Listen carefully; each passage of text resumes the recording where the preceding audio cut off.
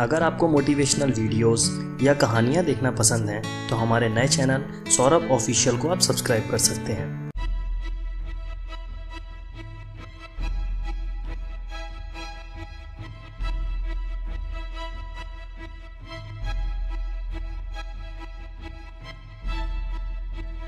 हमारे इतिहास में दिल्ली हमेशा से ही महत्वपूर्ण रही है। हर शासक यहीं राज करना चाहता था। मुगल शासनकाल के पहले इस गद्दी पर बैठने वाले अंतिम हिंदू राजा थे पृथ्वीराज चौहान। और आज हम इसी महान योद्धा के बारे में कुछ ऐसी बातें जानने की कोशिश करेंगे जो शायद आप नहीं जानते। मैं हूं सौरभ, आप देख रहे हैं रिवीलिंग आइज। चलिए शुरू करते हैं।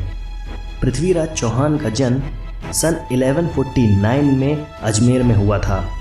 उनके पिता थे सोमेश्वर चौहान जो अजमेर के चौहान वंश के राजा थे, और उनके नाना थे दिल्ली के राजा अनंतपाल।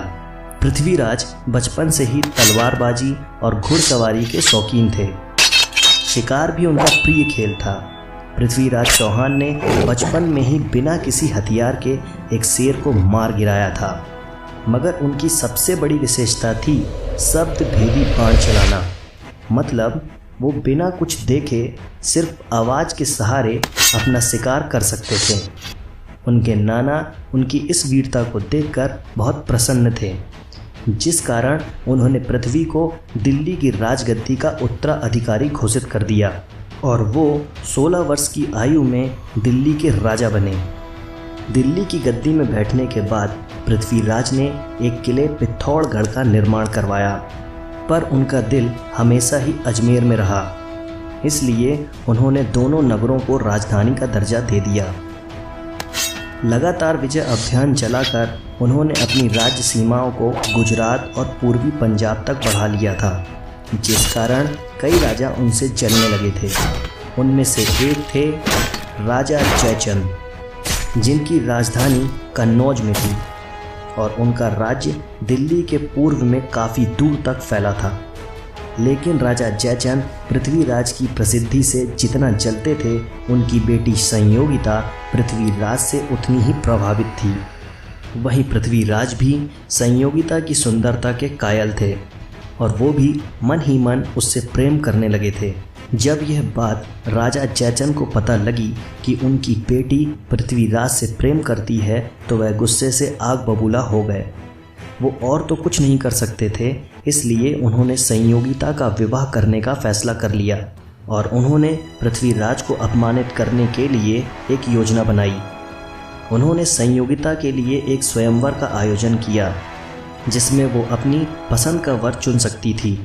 इस फैसले से संयोगिता भी बहुत प्रसन्न थी और वो जयचंद की चाल से अनजान थी। जयचंद ने देश के सभी छोटे बड़े राजाओं को आमंत्रण भेजा, सिवाय पृथ्वीराज के, मगर उसका इससे भी पेट ना भरा। इसलिए उसने पृथ्वीराज की एक मूर्ति बनवाई और उसे द्वारपाल बनाकर विवाह मंडप के प्रवेश द्वार पर रख दिया। जब समय हुआ तब संयोगिता जयमाल लेकर आई और बिना किसी राजा के गले में डाले उसने वो जयमाल पृथ्वीराज की मूर्ति के गले में डाल दिया। यह देखकर जयचंद और बाकी राजा सन्न रह गए। पर अभी कहानी खत्म नहीं हुई थी।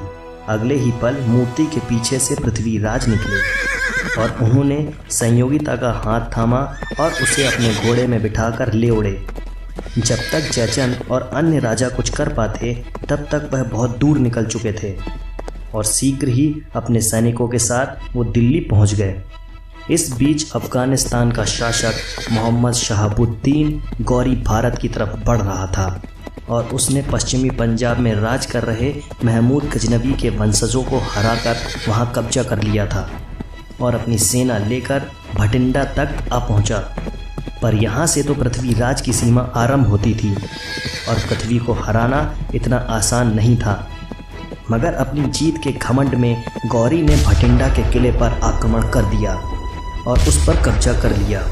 यह समाचार जैसे ही पृथ्वीराज को मिला, वो भटिंडा के लिए निकल पड़े और गौरी से जा भिड़े।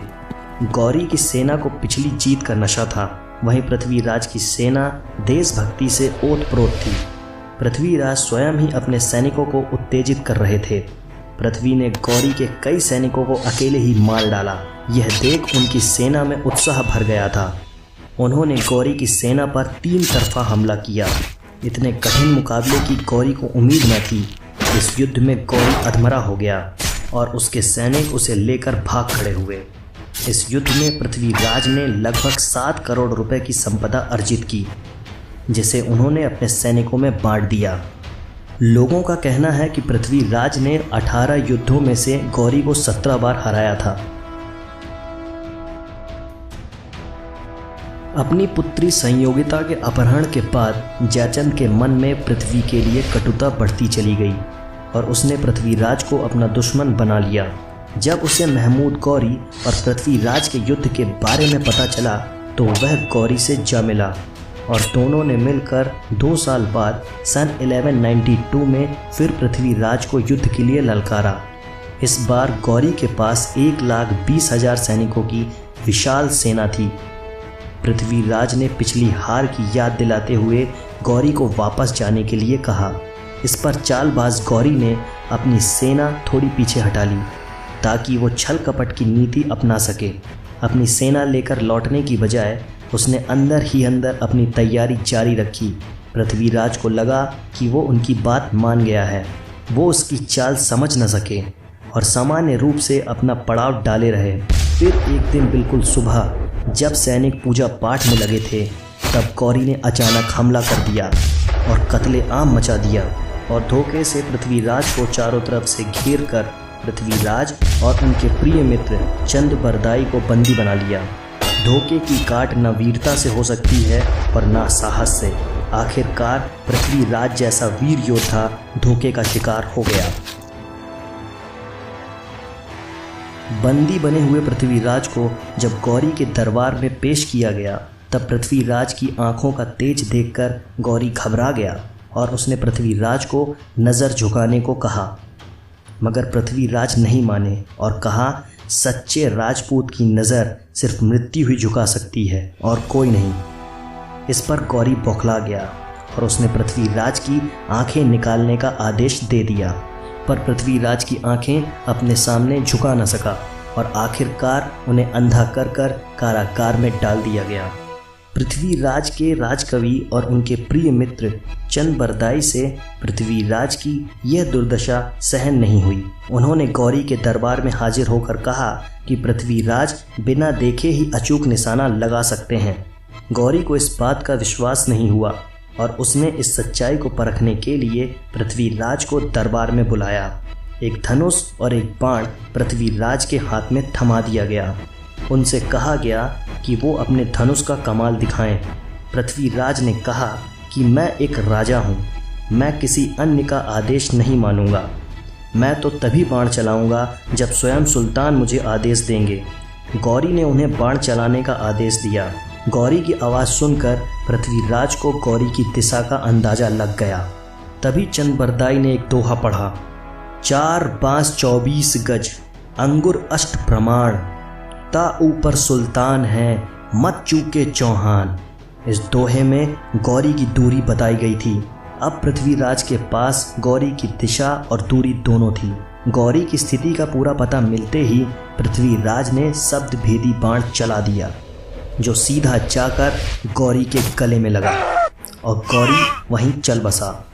इसके पश्चात अपनी दुर्गति से बचने के लिए चंद्रबरदाई और पृथ्वीराज ने एक दूसरे को छुरा मारकर अपनी जीवन की लीला समाप्त कर ली। कहते हैं चंद्रबरदाई और पृथ्वीराज का जन्म भी एक साथ हुआ था और मरण भी एक साथ हुआ। यह हमारे इतिहास का सबसे बड़ा इत्तेफाक है। इस खबर को सुनते ही संयोगिता ने भी अपने प्राण त्याग दिए और इस तरह एक वीर योद्धा इतिहास के पन्नों में अपनी ना मिटने वाली छाप छोड़कर चला गया। आज के वीडियो में बस इतना ही। आप पृथ्वीराज के बारे में क्या सोचते हैं हमें कमेंट में ज़रूर बताएं और हाँ, हमें ये भी बताएं कि आप किस योद्धा की जीवनी जानना चाहते हैं। अगर आपको ये वीडियो पसंद आया हो तो लाइक करें, कमेंट करें, शेयर करें और इस तरह के दिलचस्प वीडियो को देखने के लिए हमारा चैनल सब्सक्राइब भी कर सकते हैं। जय हिंद, वंदे मातरम।